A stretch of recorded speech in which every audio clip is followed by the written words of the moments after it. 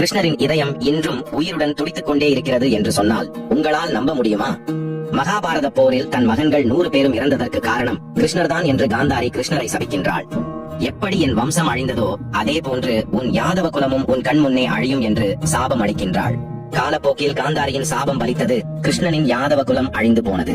இதனால் மனமுடைந்த கிருஷ்ணர் காட்டில் ஒரு மரத்தடியில் ஆழ்ந்த தியானத்தில் இருப்பார். அப்போது அங்கு வந்த வேடன் கிருஷ்ணரை ஒரு மான் என்று நினைத்து தவறுதலாக அம்பு விடுவார். அந்த அம்பு கிருஷ்ணரின் பாதத்தில் பட்டு கிருஷ்ணரின் உயிர் பிரிந்தது. கிருஷ்ணர் இறந்த பிறகு அர்ஜுனன் இறுதி சடங்கு அனைத்தையும் செய்துவிட்டு அங்கிருந்து சென்று விடுவார். ஆனால் கிருஷ்ணன் மேல் அம்பு விட்ட வேடன் மட்டும் அங்கே இருப்பான்.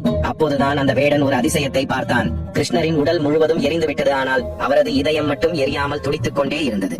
உடனே அந்த வேடன் அந்த இதயத்தை ஒரு மரத்துண்டில் வைத்து ஆற்றில் மிதக்க விடுகின்றான். அது கரை ஒதுங்கிய இடம்தான் ஒடிசாவில் இருக்கும் பூரி ஜெகநாதர் கோவில். பல்லாயிரம் ஆண்டுகள் தாண்டியும் இன்றும் கிருஷ்ணரின் இதயம் அந்த கோவிலில் துடித்துக் கொண்டே இருக்கிறது என்று நம்பப்படுகின்றது.